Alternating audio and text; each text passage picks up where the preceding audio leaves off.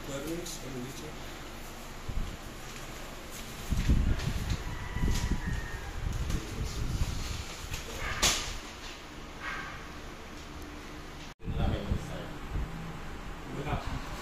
pinakamalapit na gasoline station sa bahay.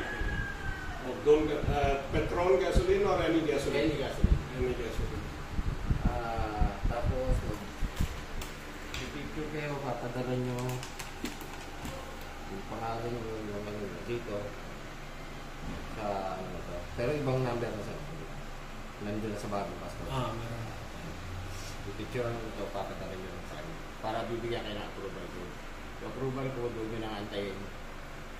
Basta-masend nyo lang. Basta send na lang. Pwede. Wag na lang hintay. Kasi mamaya madali araw kami. Madali araw. Tulog pa yan. Sige sir. So yun lang. Ano pa iba restriction? Ano sir? So checkpoint natin. Ganyan, hawak ang passport. Hawak ng passport yan yung checkpoint. Cebu, Aluminius. Ganyan. Tapos gagawa rin kayo ng mga ganito sa mga. Okay. Babalik din naman sa inyo tayo. Okay.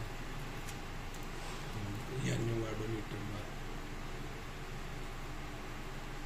Tapos lahat ng resibo na merong ano. Resibo na gasoline, resibo na hotel. Pagkain. Pagkain din? Kung merong sa pagkain. Kasi yung iba alam nyo na restaurant, tabi-tabi wala resibo yun eh. Okay lang, wala naman. Okay na. Tapos yung hotel. Yung hotel, lalo na yung sa Roro. Lalo na sa Roro. Important yung Roro sa gasoline. Yun yung important. Kasi hobby natin yung camping. So baka dala kami lahat ng camping gear. Baka camping kami. Mga tipid.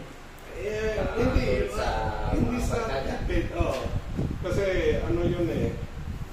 Mas enjoy ka sa nature kahit ka sa kwarto na hotel. Kayo si Sir? Ano ba? Darwin. Darwin? Darwin. Darwin. Sige Sir Darwin. Thank you very much. Thank you, sir. Salamat po.